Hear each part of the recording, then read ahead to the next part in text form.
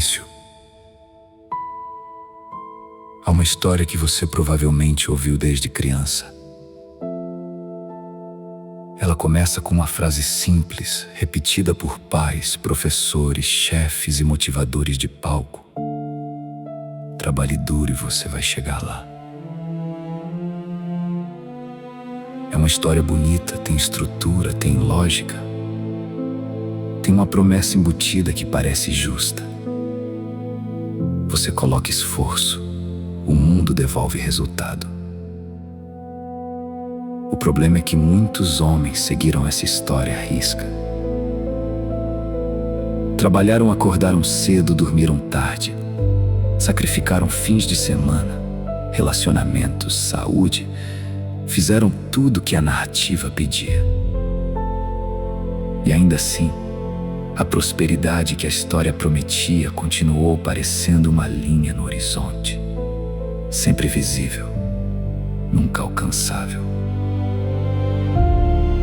Não é que o esforço seja inútil, é que esforço sem direção é apenas cansaço com uma boa história para justificá-lo. Jim Rohn passou décadas observando esse padrão. Ele dizia que a maioria das pessoas não fracassa por preguiça. Fracassa porque nunca parou para questionar a direção em que estava se movendo com tanta energia. É possível escalar uma parede com determinação absoluta e só descobrir, ao chegar no topo, que ela estava encostada no prédio errado. Você já sentiu isso? A sensação de ter feito tudo certo e ainda assim estar no lugar errado. Não é fracasso de caráter, não é falta de garra, é algo mais sutil e mais profundo. É a ausência de uma pergunta que ninguém nos ensinou a fazer. Antes de perguntar como trabalhar mais, existe uma pergunta anterior e quase ninguém a faz. Estou trabalhando na direção certa? Os filósofos gregos chamavam de pronesis a sabedoria prática. Não é inteligência no sentido acadêmico, é a capacidade de escolher bem, de discernir não apenas o que fazer, mas o que vale fazer. Napoleão Hill observou nos homens mais prósperos de sua época algo que o surpreendeu. Eles não trabalhavam necessariamente mais do que os outros. Trabalhavam de forma mais consciente. Sabiam que estavam construindo. Sabiam por quê. O esforço existia, mas era esforço com intenção, com visão, com uma pergunta clara por trás de cada ação.